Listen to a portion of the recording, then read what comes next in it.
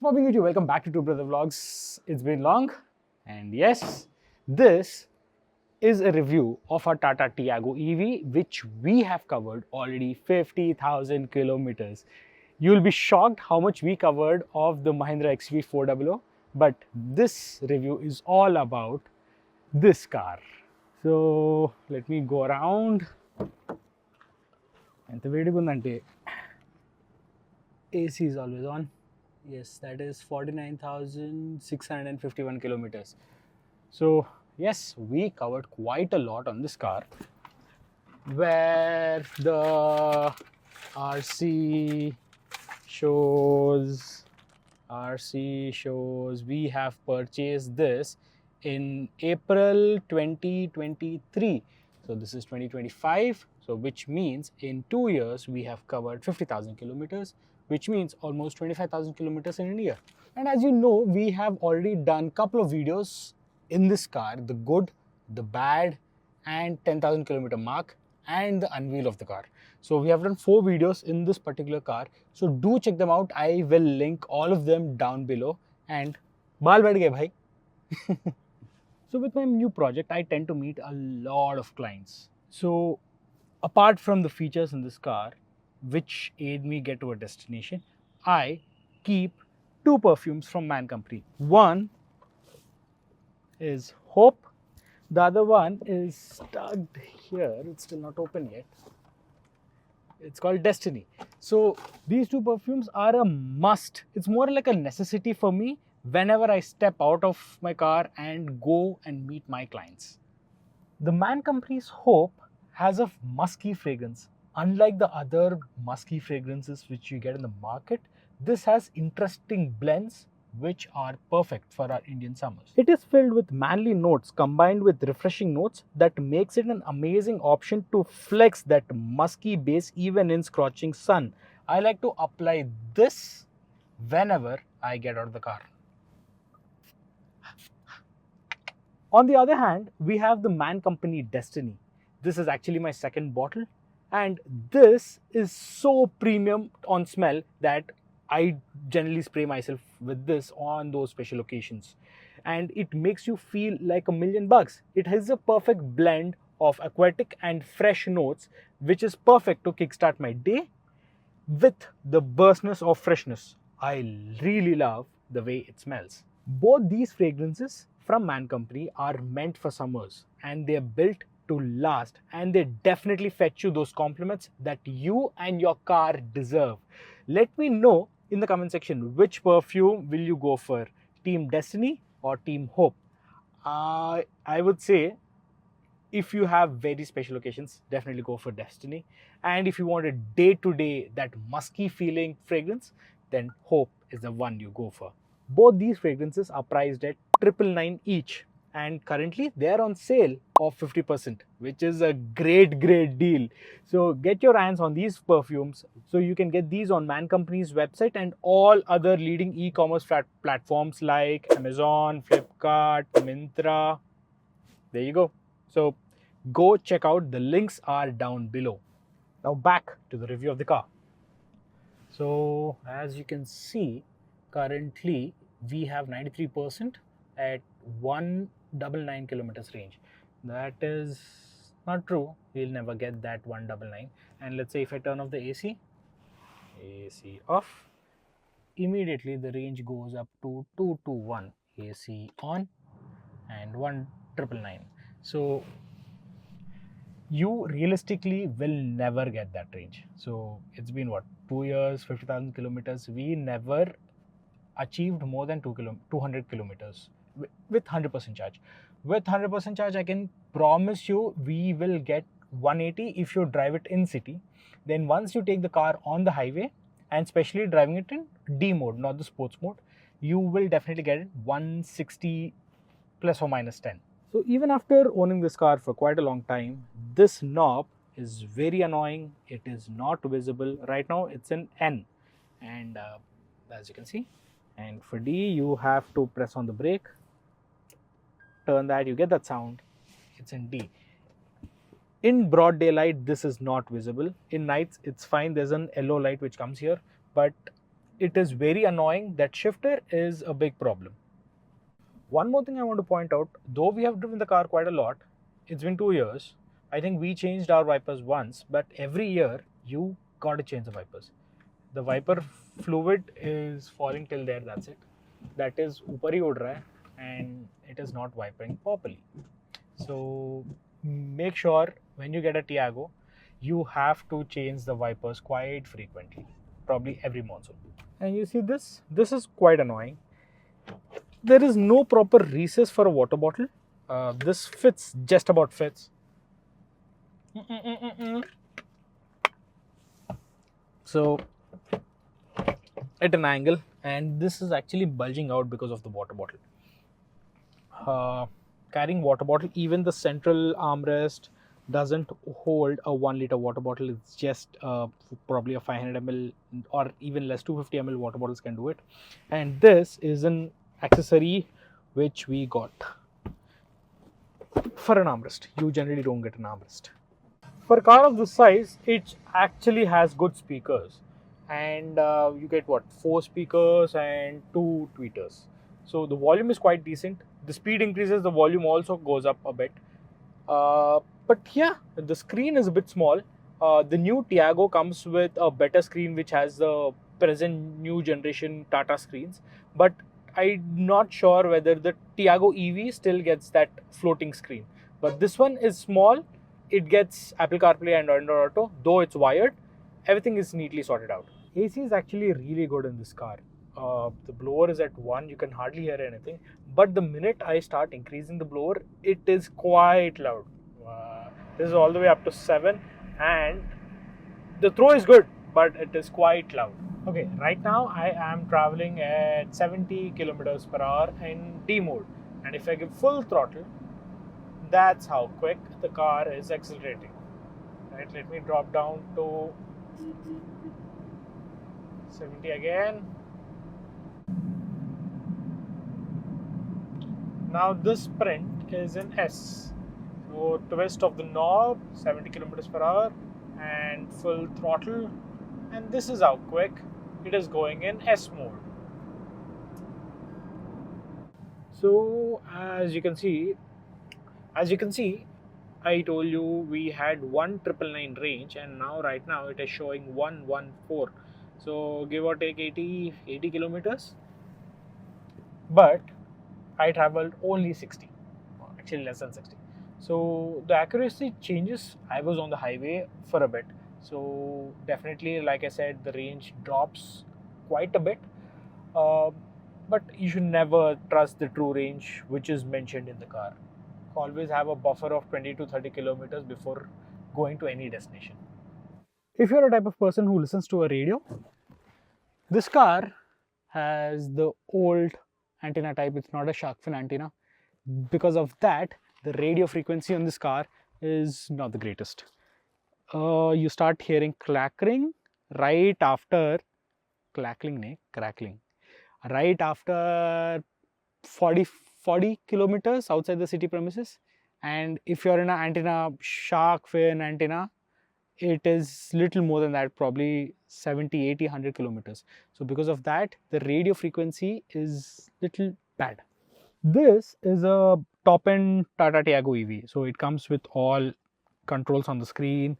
You get all these controls here, regions. This is for fog light. This is to dislock or unlock the charging cable, unlock the car, lock the car, and this is for trunk. And you get automatic climate control. I think automatic climate control is in every Tata Tiago, and you get steering motor controls. This car also has cruise control, automatic headlights, and automatic wipers with push start. So, and also automatic ORVMs, but it misses out on the automatic blind. I don't know what's it called. But the most nifty feature in this car is this clip. Paper. Okay, trash paper, no problem. So let's say you got any bills or parking tickets, you can just hang it here. It is very easy, nifty thing. I think almost all cars should come up with that small feature. And now when you're coming about The rear legroom. My car is full.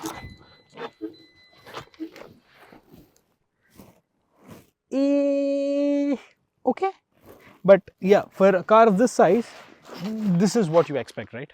But the car shuts off with a thud. A car is on, keys is in my hand. You get that stupid annoying sound. Okay, I want to point out this.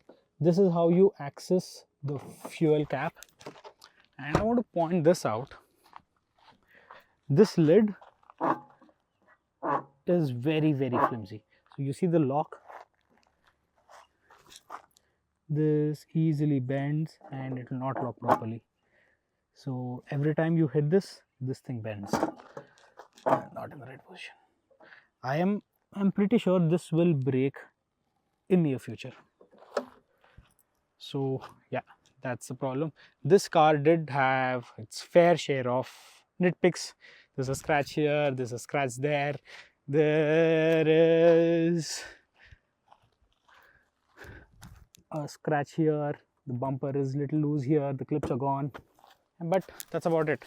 And the headlights are very bad on this car. So if you're a night driver, I would suggest to change these yellow lights. I will show you a pic how the light falls in the night, but it is very bad. Just a small demonstration. This is low beam, this is high beam, this is fog lights with high beam, and that's how poor the lighting system is. And when it comes to rear camera visibility at the night, and that's what you get. And this car doesn't have any front space frunk. The trunk is of an okayish size. I'm sorry, it is a little messy. Yeah, it's an okayish size. The clip on this side, no matter how many times I complain, it always falls off. So you see these tires, they do a fine job when you're probably inside the city.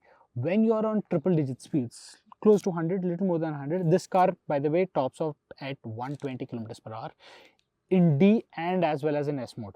So it doesn't go beyond 120, 121 if this is a downward slope. But yeah, you can always guess it's 120. But at that speed, you feel a weird vibration coming from the tires. So I will never recommend you to go beyond 100 kilometers per hour in this car. So for whom do you think this car is? You can recommend this car probably to people who are in the city premises. Probably they have a fixed destination. That's actually for every EV. So you know your destination from point A to point B, and that's your commute every day. I think EVs are good to go. This does that only if you are in city limits. My other car, the other EV, has a slightly bit more range, bit more features, bit more legroom. So that can do these highway sprints quite a lot. But for this Tata Tiago EV, it is better if you stick to city premises. So all in all, the car says 200 to 220 on the Odo, but you'll not get that. 180 is where you cap off it.